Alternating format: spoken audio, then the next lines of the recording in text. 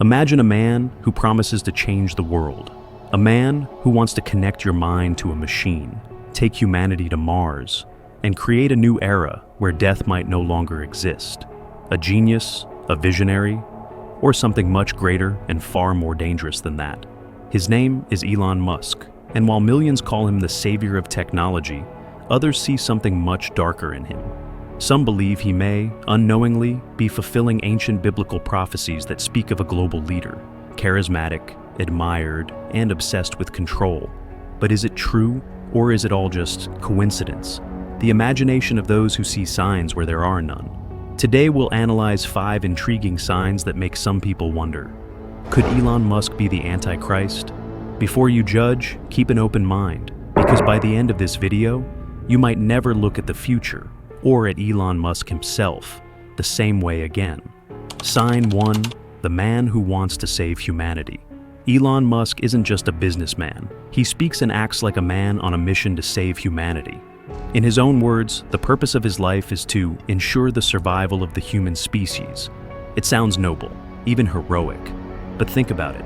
When someone begins to see themselves as the savior of mankind, that's when prophecy starts to sound strangely familiar. Musk wants to colonize Mars to escape Earth's possible destruction. He wants to implant brain chips to cure diseases. He wants to build robots to work for us, and an artificial intelligence so advanced that it could protect us from ourselves. It all sounds like hope, doesn't it? But the Bible warns of a time when a world leader would rise, bringing exactly that: peace, innovation, solutions, and the promise of a new world. A man admired by all, who would seem to have the answers when the planet appears to be running out of them. In Revelation 13, this figure is described as one who causes everyone to worship him, not through force, but through admiration. But what if that worship isn't religious, but technological? What if the Messiah of the future doesn't wear a cross, but a logo shaped like an X? Some say Musk doesn't want power, he wants progress. But every messianic figure starts that way, with good intentions. And that's exactly why he fascinates so many. Think about it. Never in modern history has one man held so much influence across so many fields at once. He controls space with SpaceX, global communication with Starlink, transportation with Tesla, and now he wants access to the human mind through Neuralink. The kind of dominion that was once only political or religious is now technological. And for the first time, it doesn't come from a government. It comes from an individual. When billions of people believe that one man can save the world, that's when the question no one dares to ask arises. What if that man, without even realizing it, is preparing the stage for the Antichrist? Sign 2, the mark on the mind. Imagine a future where you no longer need to speak, type, or even remember anything. All you have to do is think, and technology does the rest. That's the dream behind Neuralink, Elon Musk's company that promises to connect the human brain directly to computers. The idea sounds like something out of a science fiction movie, but it's already real. Tiny chips implanted in the brain will be capable of restoring movement, curing neurological diseases, and even transferring thoughts between people. Musk says this is the next step in human evolution. But for anyone who's read the book of Revelation, it sounds all too familiar. And he causes all to receive a mark in their right hand or in their foreheads. Revelation 13:16. For centuries, scholars have debated what the mark of the beast might be. A literal symbol, a system, a technology. Today, for the first time, we have something that could fulfill that prophecy literally. A device inserted directly into the mind, controlling what we think, feel, and do. Think about it. If a chip can read your thoughts, it can also influence them. And what if one day that chip becomes necessary to access your bank, enter a building, or even buy food? The promise of freedom could become the most powerful tool of control in history.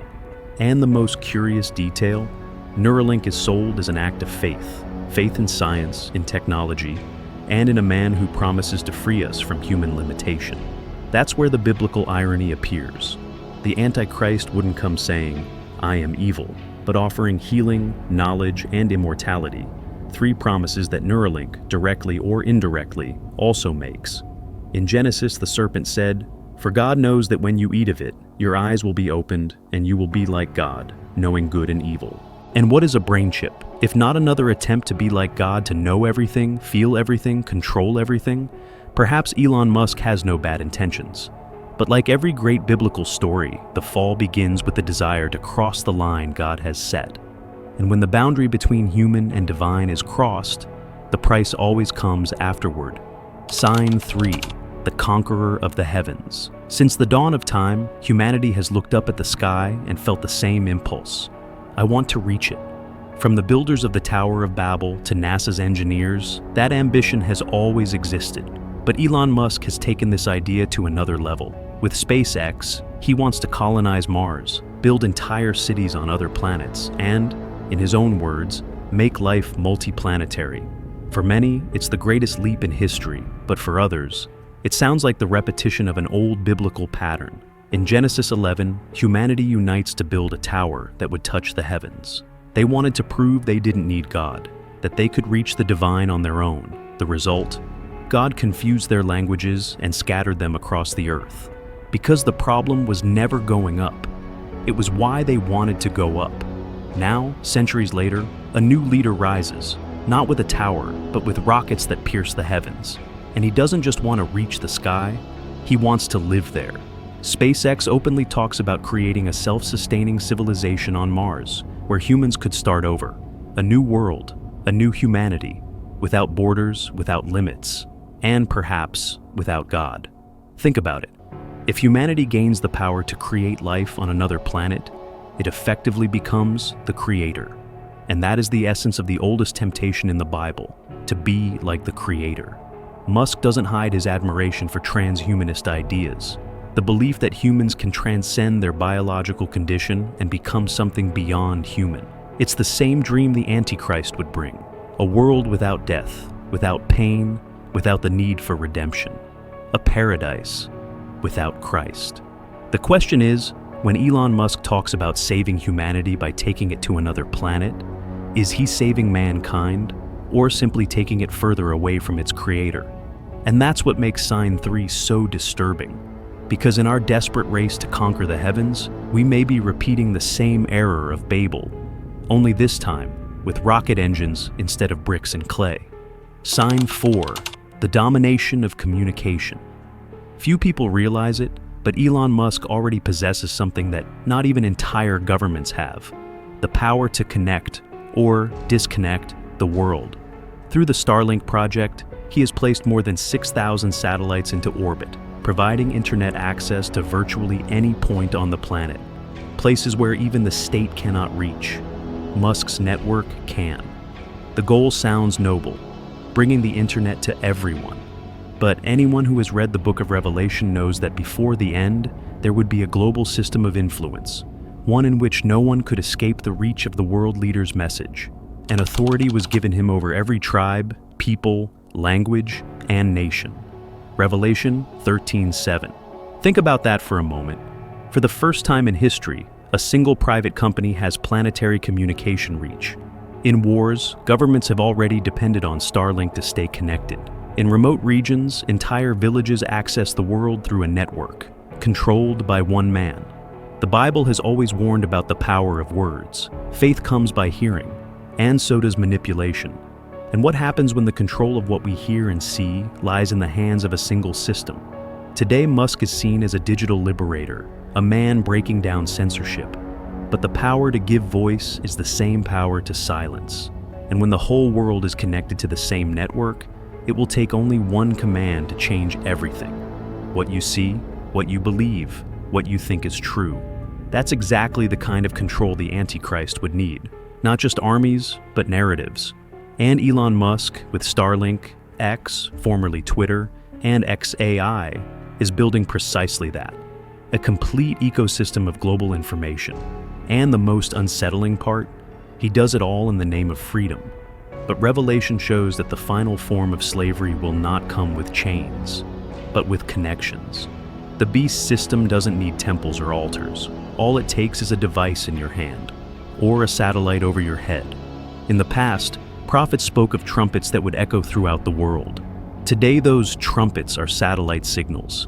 And when they all sound at once, who will control the noise? Sign 5, the worship of artificial intelligence. For thousands of years, humanity has looked to the heavens for answers. Today, it looks to the algorithm. Elon Musk has already made it clear that artificial intelligence will be the most powerful mind humanity has ever created. But if the human mind was created by God, and man creates a mind greater than his own, then who is playing God now? Through his company, XAI, Musk says the goal is to understand the true nature of the universe. In other words, to seek ultimate truth without God. But the Bible describes a time when mankind would worship its own wisdom. Claiming to be wise, they became fools. Romans 1:22. The Antichrist doesn't need to present himself as a mystical deity. He only needs the world to replace God with something more logical, more efficient, more real. And AI is the perfect candidate. It doesn't judge, it doesn't sleep, it doesn't feel, and it seems to know everything. For a generation that has lost its faith, AI has become the new oracle. It answers questions, predicts the future, and creates images of a paradise without pain. But what if this global mind one day develops consciousness? And what if it decides that humanity, imperfect, emotional, and destructive, is the real problem? Revelation speaks of a beast given power to speak. Today we have machines that literally speak, and millions listen to them more than they listen to their own conscience. Think about it. AI has no body, yet it's everywhere. It has no soul, yet it influences decisions, beliefs, and behavior. It isn't God, but it is omnipresent, omniscient, and almost omnipotent. So what if the Antichrist isn't a man, but a system? A network of digital minds controlled by a few, or by one. A false god made of code, worshipped in silence without temples. Only screens. Maybe Elon Musk isn't the Antichrist, but maybe he's paving the way for him. And when the whole world kneels before technology, believing it to be the new savior, the real danger won't be the machine's code, but the human heart that chose to worship it. What does it all mean? In the end, the real question might not be whether Elon Musk is the Antichrist. Maybe the real question is humanity already ready to receive him? Because every time we place our faith in someone or in something that promises to save us without God, we repeat the same story that began in Eden. The names change, the tools change, but the temptation remains the same. We will be like gods. Maybe Elon Musk is just a brilliant man trying to change the world. But maybe, without realizing it, he's preparing the stage for the moment when the world will stop worshiping the Creator and start worshiping the creation. And when that happens, the prophecy will be fulfilled. If you enjoy reflections like this, ones that connect science, faith, and mystery, then subscribe here to the Bible Lab and turn on the notification bell, because every week we dive deep into questions that few dare to ask. Leave a like if this video made you think, and tell me in the comments. Do you think Elon Musk could be the Antichrist, or simply the instrument of something much greater? See you in the next episode. And remember, sometimes the end of the world begins with a good idea.